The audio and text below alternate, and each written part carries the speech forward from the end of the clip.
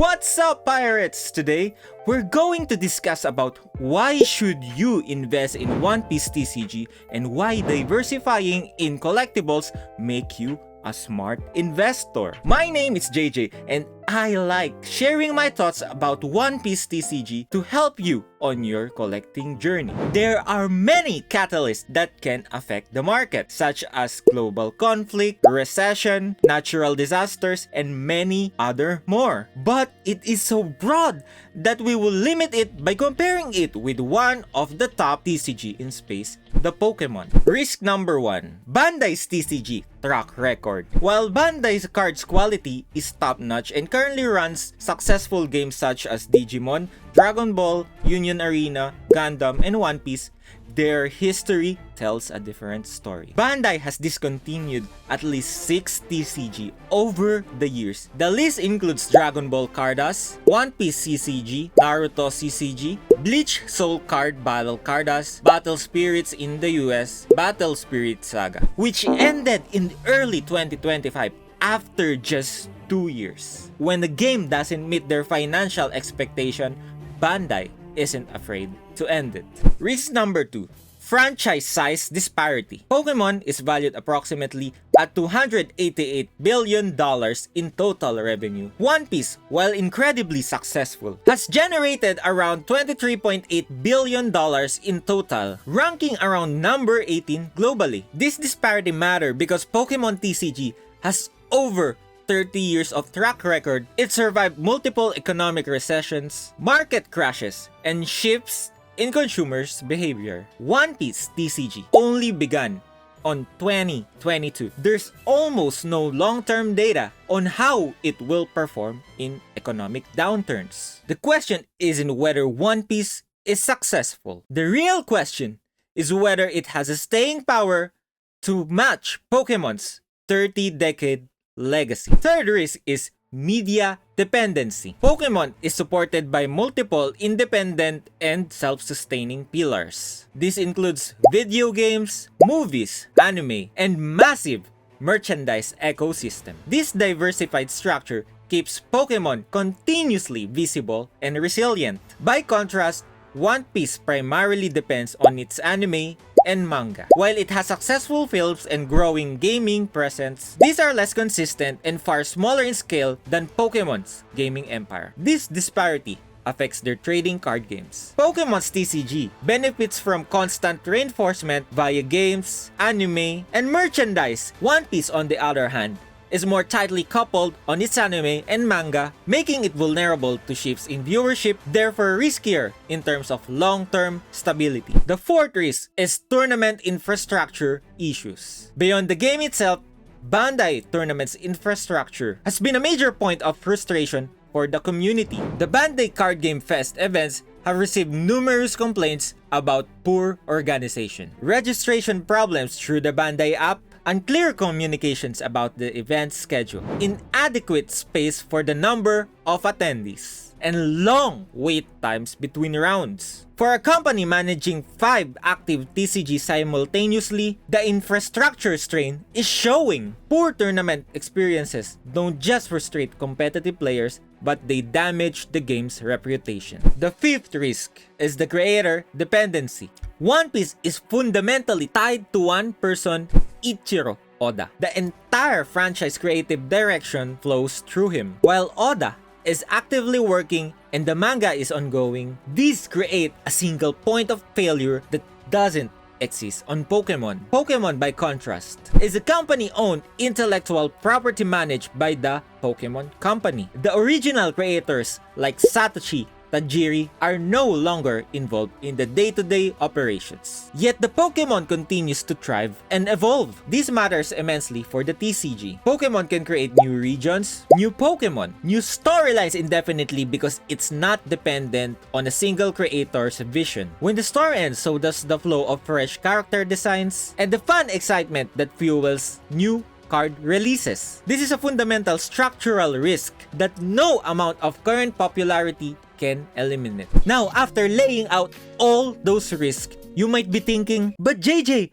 why won't anyone invest in One Piece TCG? Well, here's the thing. Every investment has risk. The question is whether the potential upside justify those risks. And when it comes to One Piece TCG, there are some compelling reasons to be bullish. Proven ROI performance. In 2025 alone, One Piece sealed products delivered returns ranging from 100% to 1,600%. Compare that to the traditional investments like index funds or stocks, it's not even close. Take the One Piece Base Shop Collections Volume 1 as an example. It was only released for $10 and it shot up to $289. That's a 2,790% return. The demand for One Piece products has been consistently strong, and early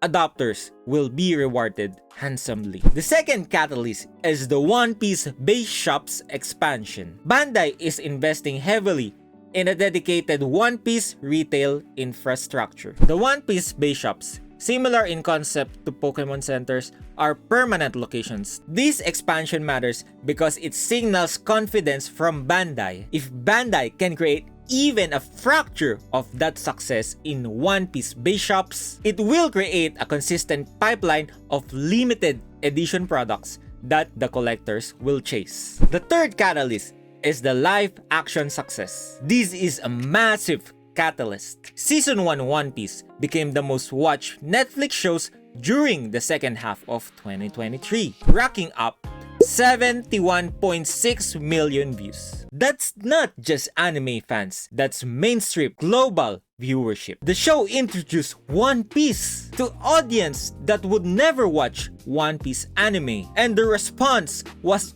overwhelmingly positive. Season 2, titled One Piece Into the Grand Line, is set to release on March 10 of 2026. And here's the kicker, Season 3 is already confirmed and in production. Netflix doesn't greenlight multiple seasons unless they are confident on the property. But JJ, why does this matter for the TCG? Because the live action brings in new collectors. The fourth catalyst is the anime improvement and the One Piece remake. The One Piece remake is coming. Wit Studio, the acclaimed animation house of the Attack on Titan, is producing a complete reimagined series of the One Piece. This is a ground-up remake with modern animation standards, better pacing, and no filler that would welcome new viewers. Better anime quality directly translates to better TCG performance. The fifth catalyst is the strong market position. One Piece TCG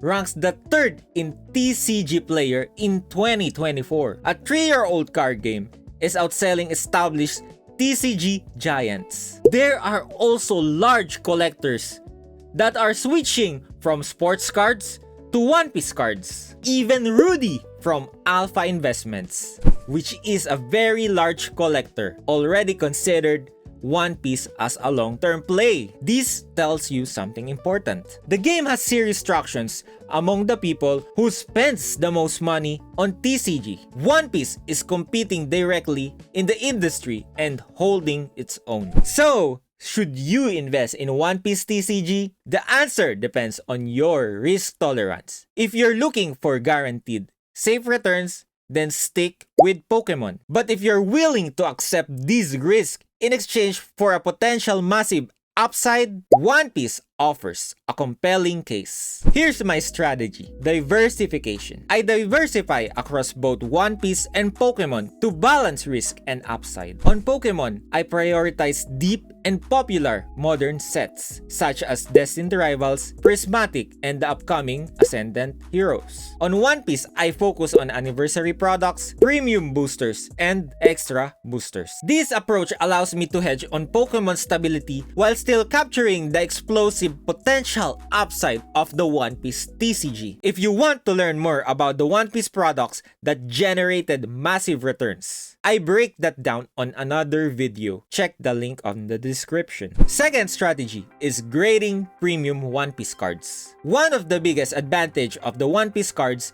is the grading consistency. With PSA 10's rates exceeding 80%, grading outcomes are far more profitable and predictable compared to English Pokemon cards, which always suffers from inconsistent print quality. Both English and Japanese cards are both produced in the same Japanese factory, resulting in excellent centering, edge, and surface quality. These makes One Piece cards particularly attractive for PSA or BGS submissions. And the third one is enjoy collecting singles. While I invest in Pokemon sealed products, I don't invest in Pokemon singles or slabs. Personally, I enjoy collecting One Piece cards far more. This part of my strategy has nothing to do with ROI. Long-term collecting is far more sustainable when you genuinely enjoy what you own. That's all, pirates! Whether you're a Pokemon collector exploring new waters, a beginner just starting out, or someone